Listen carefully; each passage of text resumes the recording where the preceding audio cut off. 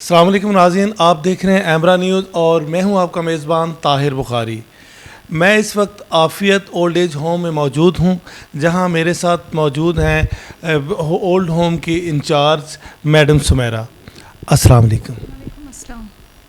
جی madam بتائیے، یہ یہاں پہ کتنے لوگ آپ کے پاس ہیں، میل فیمیل، اور پھر یہاں جو آ کے آپ کے پاس داخل ہوتے ہیں یہاں رہنے کے لیے، تو اس کا کیا طریقہ کار ہے؟ تھوڑا سا انٹروڈکشن میں کرواتی ہوں۔ ہمارا یہ اولڈ ایج ہوم جو ہے سوشل ویلفیئر اینڈ بیت المال ڈپارٹمنٹ کے انڈر کام کر رہا ہے۔ اس طرح کے اولڈ ایج ہوم جو ہیں ہمارے پنجاب لیول کے اوپر 7 جگہوں پہ کام کر رہے ہیں۔ بیسیکلی ایک شیلٹر ہوم ہے ہمارے سینئر سٹیزنز کے لیے جن کی عمر 60 سال سے زیادہ ہوتی ہے۔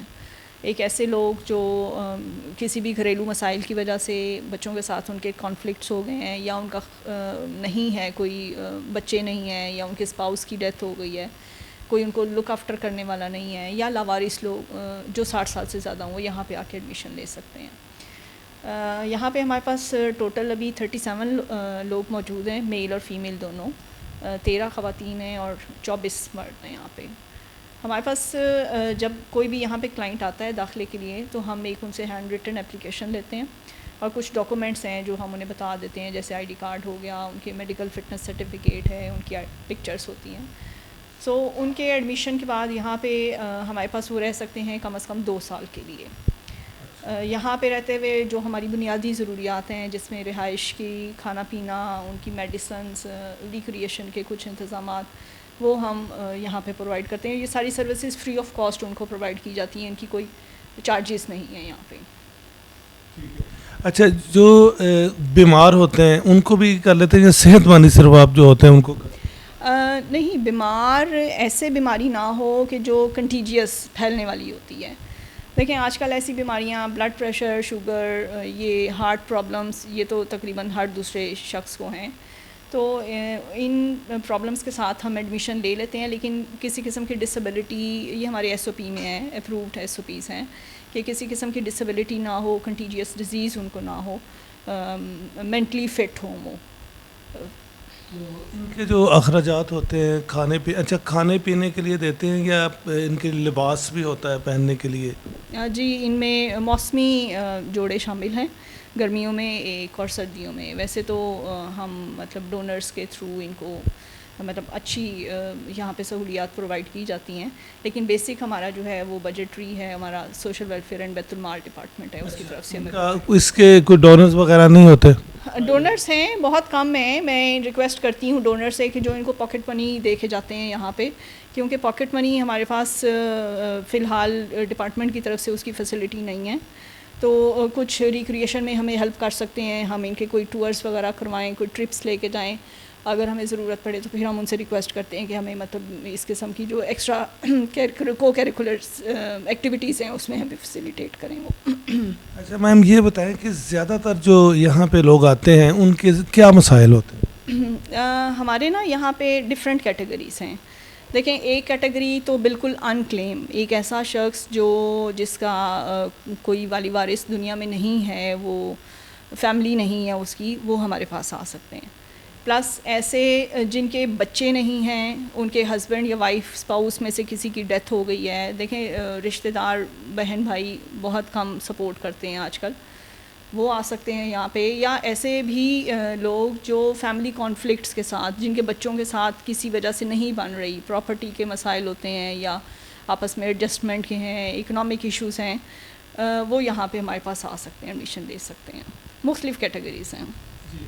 تو آپ نے خود کیا محسوس کرتی ہیں جب آ کے کچھ خاتون یا مرد کوئی اپنا ظاہر ہے آپ کو بتاتے ہوں کہ میرے ساتھ یہ گزرے، یہ واقعہ ہوا، یہ سن کے پھر آپ کو کیا محسوس ہوتا ہے؟ آپ کے جذبات کیا ہوتے ہیں؟ دیکھیں، وقت گزرنے کے ساتھ ہمارا جو ویلیو سسٹم ہے وہ بہت کمزور ہوتا جا رہا ہے۔ ہم اپنے بزرگوں کو وہ ڈیو رسپیکٹ یا ڈیو ویلیو نہیں دے رہے ہیں جو کہ انہیں دینی چاہیے۔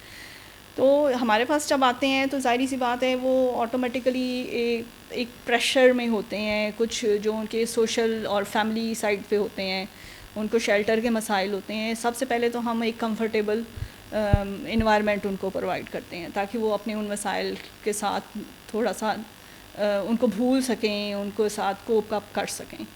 تو یہاں پہ ہماری کوشش ہوتی ہے کہ ہم ان کو سائیکولوجیکل اسیسمنٹ بھی دیں. ان کی کاؤنسلنگ سروسز جو ہیں ہمارے پاس اسٹوڈنٹس آتے ہیں ڈفرینٹ یونیورسٹیز کے، ان کے تھرو پرووائڈ کی جاتی ہیں. ہم خود ان کو ایک کمفرٹ زون میں ان کے سیشنز لے کے ان مسائل کو حل کرنے کی کوشش کرتے ہیں. فیملی کانفلکٹس میں اگر ہمیں فیملی کے ساتھ ان کے سیشنز فیملی کے کروانے پڑیں تو ہم فیملی کو بھی یہاں پہ بلوا سکتے ہیں. اگر کوئی بیمار ہو جاتا ہے تو فوری طور پہ آپ کا ادارہ کیا کرتا ہے؟ ہماری جو میڈیکل ٹریٹمنٹ ہے یہ گورنمنٹ آف پنجاب کی طرف سے ہی ہے.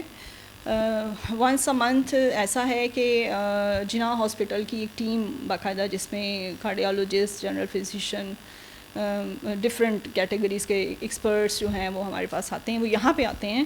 یہاں پہ سارے ریزیڈنٹس کا ایک چیک اپ ہوتا ہے. ان کی اگر بلڈ سیمپلنگ کی ضرورت ہو تو وہ لیتے ہیں. کچھ ٹیسٹ وغیرہ اگر وہ سمجھتے ہیں تو وہ ٹیسٹ کنڈکٹ کرواتے ہیں. اور میڈیسنس بھی کوشش ہوتی ہے کہ ان کی طرف سے وہ پرووائڈ کریں.